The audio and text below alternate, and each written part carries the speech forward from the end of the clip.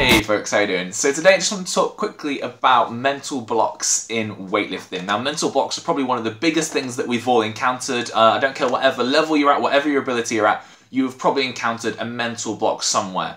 And everyone has a different mental block for sort of different lifts. And some people will, not have a mental block for one part of the lift, but they might for another. But I think everyone's encountered this at some point. So for me at the minute, I actually get more nervous before squats than anything else, because if you know me, then you know that I injured my back last summer doing a sort of intensive squat program, and it just has made me nervous. Now I've worked on my posture since then, worked on a lot of glute activation drills, opening up my hips, feeling a lot better. And I recently just hit my previous 1RM for a 5RM, so I'm definitely increasing my strength there, definitely getting stronger.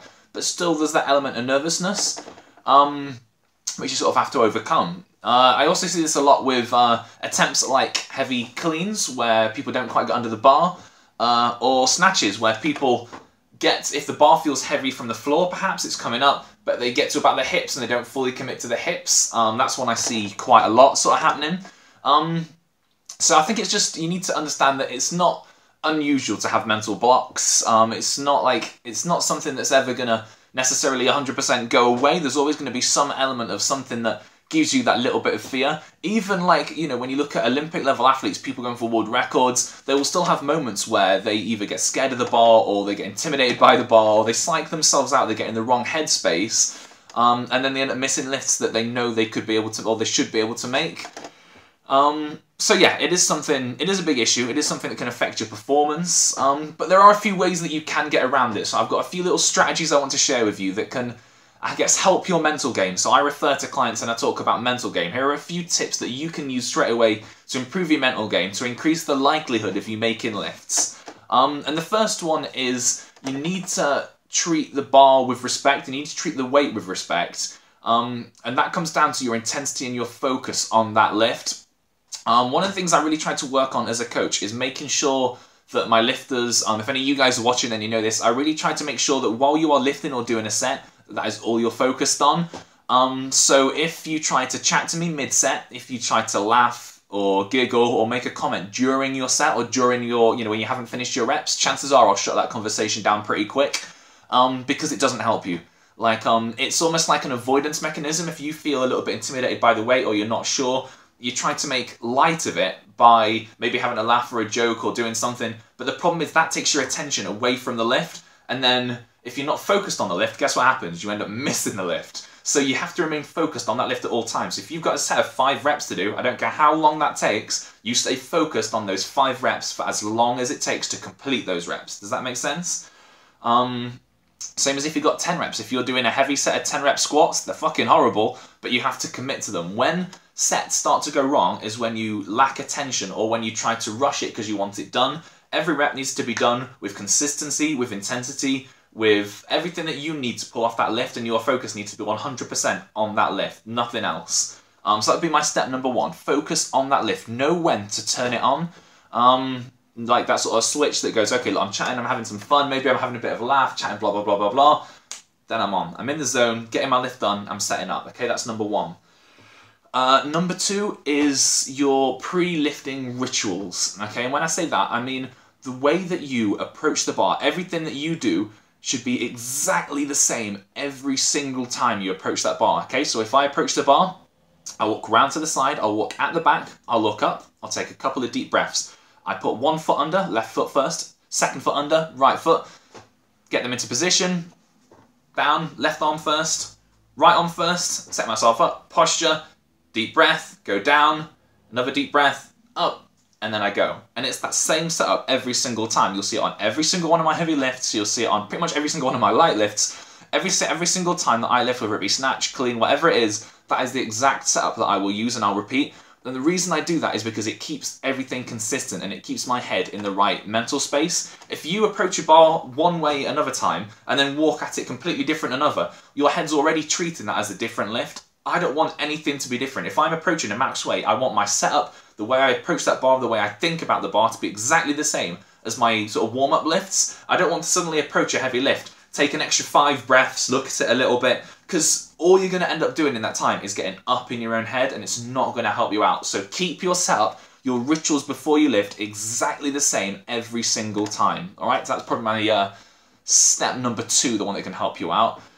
Third, visualizations. I've already talked about this in other videos about, and I think I've wrote some blogs on it about trying to visualize the lift. While I'm resting between lifts, what I really like to do is I like to visualize the lift that I'm about to perform. I will close my eyes and I'll visualize myself in first person performing that lift. I'll visualize how it feels. I'll visualize the bar coming up. I've actually had people comment in the gym, they think I'm listening to classical music because I'm doing all this kind of weird movement in my head. It looks like I'm composing. Now, I don't care if I look a little bit weird because it helps me keep my lift consistent, and the brain really doesn't know the difference. There's been some amazing studies done on this, and I'll talk about them in a bit more detail in another video, but your brain really struggles to tell the difference between a vividly imagined construct and actually physically performing a movement. Now, this is super interesting sports psychology, and it's definitely warrants another talk at a different time, but there's been studies done where they've had gymnasts try to learn movements physically by performing it, and then they've had control groups do nothing, and then they've had a third group try to learn it just by watching videos and visualizing, and the group that visualized actually made significant progress, not quite on par with the physical group, but actually surprisingly close. So visualizations can have a huge impact on your physical ability to perform a movement. So if you can do visualizations between your sets, it's going to massively help improve your performance. It's going to help keep you calm. It's going to help you visualize what the lift feels like. So that's what I recommend you doing. And the fourth thing is one cue I use, and that is commit. Okay, when the weight gets heavy, especially when it gets near what I'd call like your pulling max. So if you can pull 100 kilos from the floor, and now we're starting to do, you know, lifts at say 85, 90, we're getting close to that max now. Now it's starting to feel heavy from the floor, and the bar isn't coming up as fast. That does not mean you can't make the lift. I've seen a lot of lifters miss this just because they'll pull the bar up, they'll be surprised that it feels heavy, and they won't commit to the hip. But I'm going to tell you now that even if the bar feels heavy, if you can get that bar up to your hip, and you can aggressively hit that bar with your hip, you can make that lift. Even if it doesn't feel so good from the first pull, even if it feels heavy, it feels uncomfortable, you can still make that lift if you commit to the second and the third pull. So I think my fourth little tip would be always commit to the third pull. Always try to make that lift and get under the bar. That'd be my fourth tip. And what about tip number 5? I think tip number 5 is hold yourself accountable. Take it seriously, take your weightlifting seriously, but don't get angry at it, okay? That's another thing that I know some lifters can do. If you miss a lift, you get all up in your own head and you get angry. You think that you need to live up to certain expectations, or you're worried that maybe you've missed a lift and it's embarrassing, that everyone's going to be looking over or looking at you. These are issues that are in your own head, I promise you. Like, look, you drop a lift, no one gives a fuck. No one could care any less. Everyone's in the gym doing their own thing. Even if you drop the bar in the most hilarious kind of way, if you stand back up and get on with it, people forget in a minute. It's really that simple. So try not to be worried about that. Try not to be embarrassed. Plus, let's be honest, who else in your gym is doing the same thing? Probably not many people, right? So that's probably the first thing that I would say is like a recommended there. Try not to be too embarrassed and try not to get angry. I remember when I started lifting at Bethnal Green Weightlifting Club up in London. Down in London. I live in Leeds now. Fucking geography fail. So down in London. And there was this one guy there, and, you know, I thought he was, like, you know, the best weightlifter in the world at the time, because I'd just started, and he was lifting, like, you know, cleaning about 80 kilos, so, you know, he was my hero at the time. But he would get so angry when he missed a lift, and I wouldn't get angry. And I remember him saying to me one day, "Why aren't you angry? You've missed that lift." And I never understood that. And the reason I never understood that is because now that I know more about coaching and about what's going on, is because he was completely wrong. He was an absolute, just completely in the wrong headspace for weightlifting or for any kind of sports performance. If you miss a lift, it's okay. It's completely fine. That's all right. Step away, take a couple of deep breaths. What's gone is gone. You've missed it. It's not the end of the world. The next lift is a completely, you know, it's a new lift. It's a new dawn, it's a new day, you know what I mean? So just focus on what you're doing now rather than just what just happened. Which sort of brings me to that distinction between anger and between aggression. And I am going to talk about this in a different video as well, but anger is the Hulk. Anger is going bright green, psyching out, throwing bars, having a tantrum.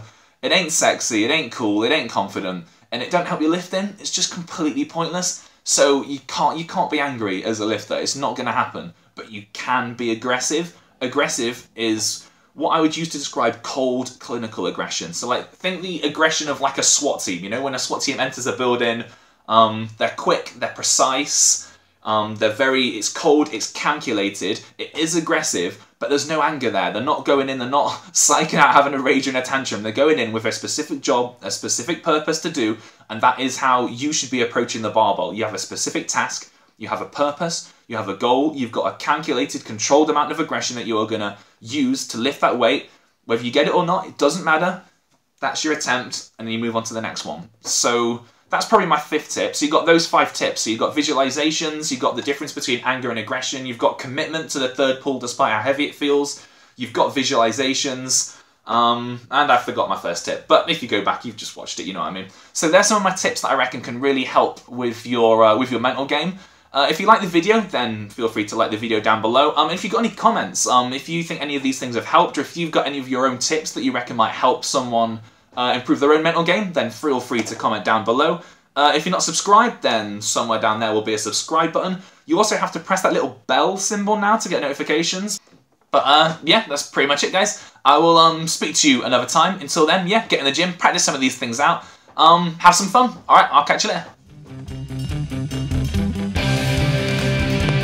Hey there, if you enjoyed the video and you want to get started on your own Olympic weightlifting journey, then click the link in the description below to sign up for your free 90-minute Olympic weightlifting analysis session. This is a session that can be done in person or online, and you are guaranteed to make some huge improvements with it. Also, don't forget that if you want weekly updates from the whole Character Strength squad, then make sure to subscribe.